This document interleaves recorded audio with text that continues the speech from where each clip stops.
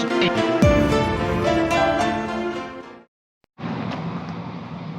what's going on, everyone? Moose here, Airguns of Michigan, and today we have my FX Impact 30 cal Kraford and Lypt out, decked out with Kraford and Lypt out here at the range, and I got my Giga rail installed, so I wanted to bring it out, get it sighted in at 50 yards.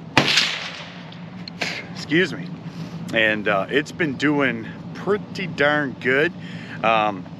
You know, one thing about shooting long range is understanding wind, and you know, that's one thing that I like to do. I like to bring my gun out a couple times a week, and you know, I have a really windy range here.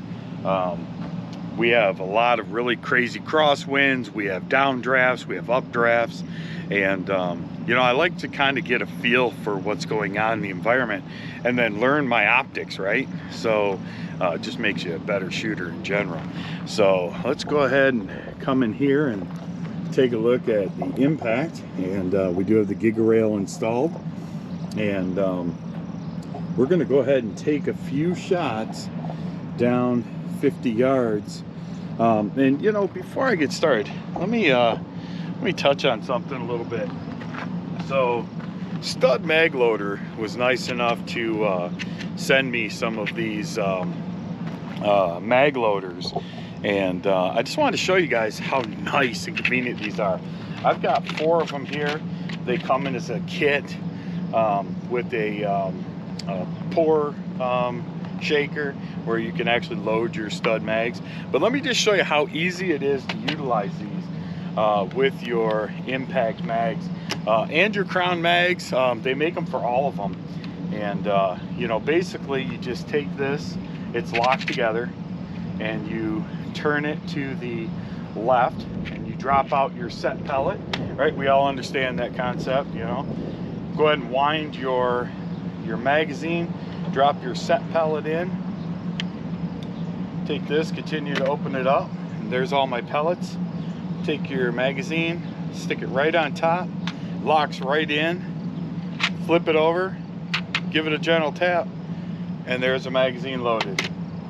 And I can tell you this saves a ton of time, guys.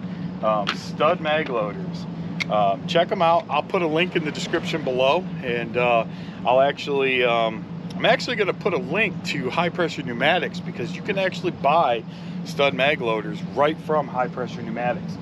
I believe that he has them in all of the calibers for all the different FX guns. So if you got a Maverick or a Crown or a Dreamline or a Wildcat, the newer ones, then they make a stud mag loader for that, and in all the calibers as well.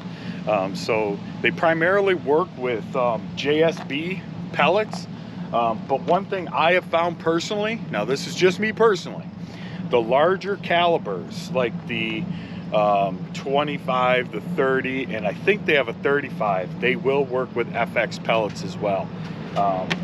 Just a disclaimer, they are made to work with JSB, but like I said, I found that the 30 cal works perfect with the let's see, let's bring it back on, and we're going to go ahead and send some. I'm going to shoot at the bottom right hand corner. We're going to unload a mag in there. You guys can see the wind's coming right at me off the flag there, and we're going to just see what we can do. I am going to take us out to 100 yards today, and we're going to play around with that as well. But let's see what we can do in this. This is horrendous wind.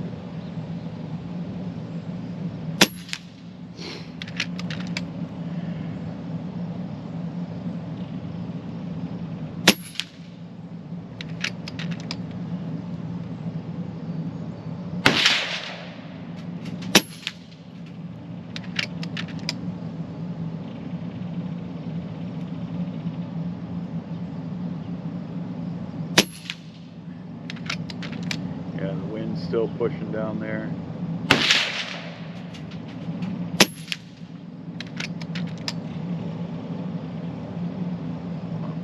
dead wind.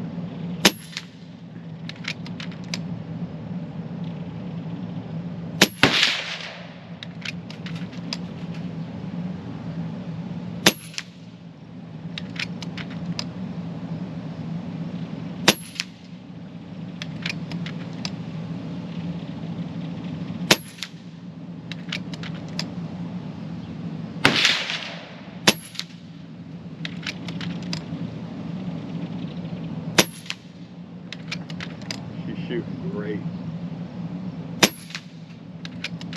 Shooting absolutely great.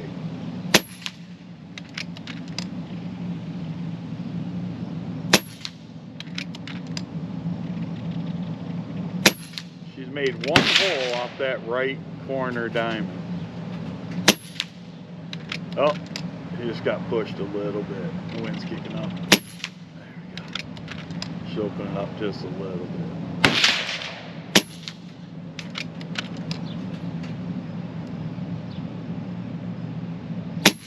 Probably be doing way better had I slowed down, but for filming reasons, I'm gonna keep going. Nobody likes a 10-minute video of nothing but shooting. So there we have it, one mag, and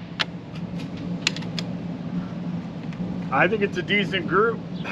You know, it's definitely down there. I wish I had some good enough zoom to get way down there and show you guys what's going on, but there you have it. And we will walk down when the range is clear, and we'll show you guys what kind of groups we're getting. Like I said, I'm gonna shoot probably one more mag down that way after I top off my gun, and then I'm gonna move out to 100, and we're gonna start shooting down range at 100, and we'll see what we can do. So stand by, hang in there, we'll be right back. A few moments later. Here we go, we're gonna walk down, take a look at what our target looks like down here at 50 yards.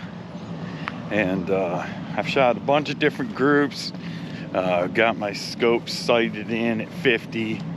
We're gonna go out to 100 next, and this is definitely going pretty well. I'm pretty happy with the results. Like I said, I'm still playing around with the wind. You know, I like to be able to see where my pellets are floating to. So when you guys look at this target, don't think that these groups are, you know, this is me shooting. It's me gathering data. And for those of you that shoot, you understand what I mean. But there's 50 yards, an entire magazine. I had one that drifted. I was aiming for the corner of this, and I just kept holding right there. So all those are wind drift, but the majority of my pellets all went through right there. These are just, you know, some wind drift flyers. And you can see I like to use the corners of my diamonds here. You know, there's a group. I did go for the center, or actually I aimed for there, but they were drifting into the center, aimed for there, shooting over here, aiming for there. They kind of went all over. But once again, you know, we're learning windage, you know, so that's the important thing about this. You know, I'm not trying to hold right off the bat. I want to see where the pellets are flying. Then I'm trying to bring back my hold patterns so that I'm getting accustomed to, okay, I feel a breeze, you know, how far over do I need to hold? So with that being said, we're going to go ahead and move all of our stuff down to 100 yards. We're going to take this target down, move over to the 100 yard, and we'll come back and we'll talk 100 yard shooting next. Stay tuned. 1 hour later. Moose here, Airguns of Michigan, and we're back, and we took the impact down to 100 yards, and I've been messing around with my settings, and we're gonna walk down and I'm gonna show you guys. But you know what, while I'm walking, I want to show you guys something. I want to show you guys just how crazy this wind is here. So I'm gonna bring this with me down here, and just want to kind of show you guys like what I'm dealing with down here, because it is absolutely crazy. So here we are about 25 yards out. That's no good. Forget that. There we go. There we go. Look at this wind. Ah, it's terrible. Never mind. I'm going to scrap the wind idea. But we're still going to walk down here. Now, one thing I want to show you guys is I'm trying to learn to gauge wind. All right. So once again, I'm not trying to put hole in hole. I'm trying to learn the windage and figure out how far my drifts are, and then start to come back for some groups. So you guys are going to see when we get down here that you'll see there's partial groups, but then you'll see like shots off to the side. And the reason I'm doing that is because I'm trying to see how many mils or how many, you know, notches on my scope I have to adjust for windage. So, and I'll explain a little bit more when I get down here, my train of thought. And then if you guys have other trains of thought, let me know. But all right, so we're gonna look at some of these, and you can see here my point of aim was actually here, but you can see where the wind even pushed out to here. These are all windage, so my point of aim never changed from here at 100 yards. I did the same thing over here, and you can see that the wind shifted and kept pushing my pellets. Now I started getting a group there when the wind died down. You know, I'm still shooting here, so I got a couple of shots in there. I think there's 3 in there. Here, I was aimed here, and my group came together, and then these are all wind. This is all wind, guys. I'm not changing my point of aim. When I started getting them out here, this is just consistent wind. Down here, I was actually aiming at this corner, and you can see where the wind pushed it off. Actually, I take that back. I was aimed at the top of there. But you can just see, you can see the wind. And this is what we're trying to learn, is by watching the trees and seeing, you know, where these are. So when I'm taking these shots, right, and I'm posted here or there, I can't remember where I was, I'm probably over here. You know, I'm looking at the trees, I'm shooting, it's impacting here, and I'm looking at the trees to see where the wind is, right? Because I'm trying to learn the best that I can to judge windage and my holdovers. So, you know, this looks like a shit show going on, but, and it is, but it's a calculated shit show. And there's a reason behind it for my madness. You know, because I'm trying to, like I said, get into where I'm learning more and more about wind and how it affects my projectiles out of my gun. And I did make a mistake, and I started messing around and tuning my gun a little bit while I was out here, and I brought it out of tune. So I'm going to be retuning. I don't have my chronograph with me, so I'm going to take it home and retune it back to where it needs to be, and then we're gonna come out, and I'm gonna wait for a more calm day, and we're gonna do our micro tuning to get it back to where it was. And for those of you that are Impact owners or Maverick owners, you completely understand what I'm saying. So with that being said, I'm Moose, this is Airguns of Michigan, and don't forget, be good to each other, and God bless.